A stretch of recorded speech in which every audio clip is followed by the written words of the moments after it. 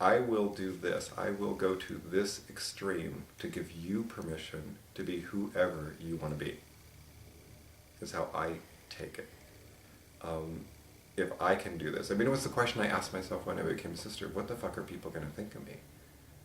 And, the thought that came true to me was, if that really matters to you, then you can't do this work. You have to, be secure in who you are and not care what people think. And just go be who you want to be. And it's really freeing. I mean, there aren't a lot of people that get to say that about their lives. That they do what they want to do. And so, in a lot of ways, that's the real reason that I think the sisters need to be what we are. It's why we have to be the fringe. So that the little boy who wants to put on a dress or the little girl who wants to cut her hair off and act like a boy has somebody to go, well, okay, this might be okay. If they can walk around on the street, maybe I can. Or at least if I need help, maybe I can run up to them and say, hey, so-and-so's bothering me. But it's, in my eyes, that really is the reason that the sisters do what we do, is because it gives everyone else permission to be who they are. And it's absolutely okay to be gay beige too, if that's what's comfortable for you. Because good for you, maybe you've got a little easier path, or maybe you don't, I have no idea. But damn it, everybody else deserves whatever path they want. I shouldn't have to wear khakis and a button-down shirt just so I fit in. To whose rules, to whose stigmatic guilt, do I have to do that for? It doesn't take advantage of the gifts that God gave us. If you believe in a super being and you believe that he created you, then why would you not want to be whatever you can be?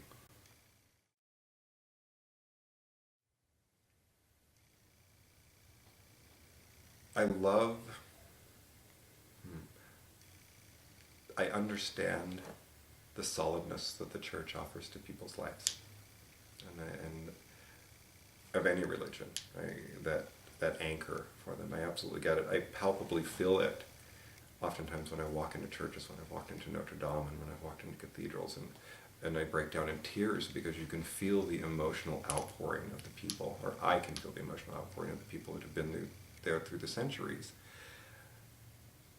There is a strength in the church. But I also, I'm pragmatic, and I look at the political side of it and the history of it and their current history, and I can't be supportive of that when they are so detrimental to everything that I believe in, which is, procreation and safer sex and, homosexuality. It's like the most basic things in my life they're at opposition with. So I don't necessarily have a need to be in bed with them, and I can still find strength from them from a distance, and from what I, gained in my childhood and just in my own faith. It does come into play because people call us on what we do, and the fact that some people think that we mock nuns. So I appreciate having, the traditional background, because, I'd come back with, I'm Catholic, I am a Catholic, so what's your problem?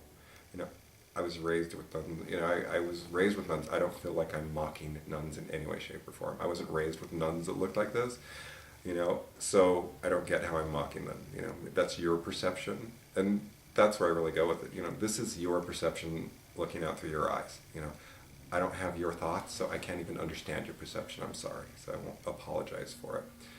You're more than welcome to what you want to believe, but honestly, I can't even get inside your head, I do feel it's a sisterhood in every way. When I research the meaning of sister, a sisterhood, or I look at the vocation of nuns and the devotion that they have and the choices that they make. Because there are more than Catholic nuns, and that's the one thing that I also, because people generally are slightly ignorant and truly, when they're coming at us from that viewpoint, are usually coming from the Catholic viewpoint and don't even realize there are other religions that have nuns or other faiths that, interact with sisterhood, so to speak, and women who serve under, quote unquote, the veil. So, it's kind of hard to get too upset about what they're saying or be too terribly concerned about it, because it's a fairly narrow view to begin with. It doesn't even encompass what the reality of it is. It encompasses their reality. So I just can't get terribly involved in it. So I'm like, I'm sorry.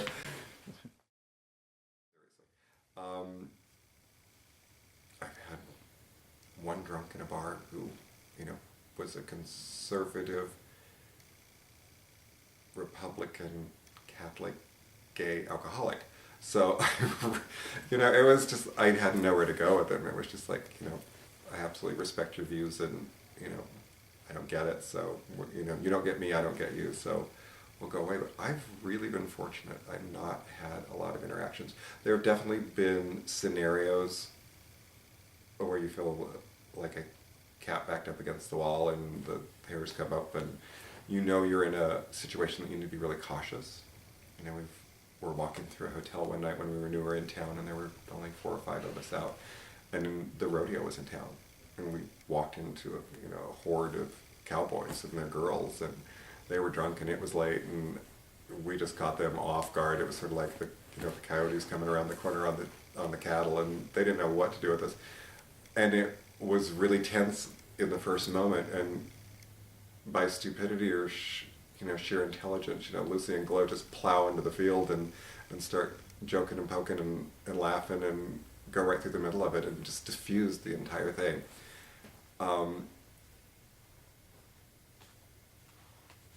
That works most of the time. But I really haven't had any confrontational situations or anybody that's really gone off with me. If anything, I've had closer friends who just truly don't understand why I have to do it this way. They're the same thing. Why can't you, put on a suit and go out and do the exact same thing? And it's just not possible. Because when a person walks into a bar or into a room or any social environment, they're immediately judged. It's human nature.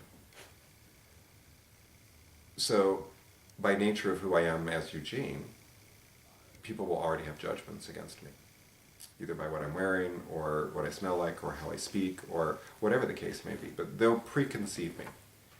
When I present them with a package that is so far out of the box, they all have to rethink it. And so it becomes the tool to get them, it's almost like you have to get their attention.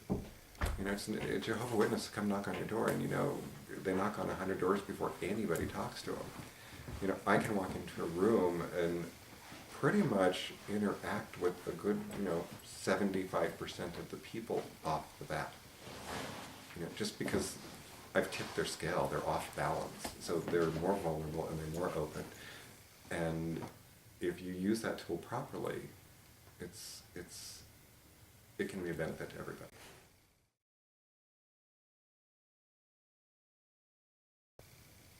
Changing the priorities in my life. Letting go of social friendships for the more important cause. That AIDS activism and what I was doing as a sister became more important to me than casual friendships with, people that I care about. But they have their lives and they'll go on, and we're still casual friends, but I don't necessarily spend time with them and stuff.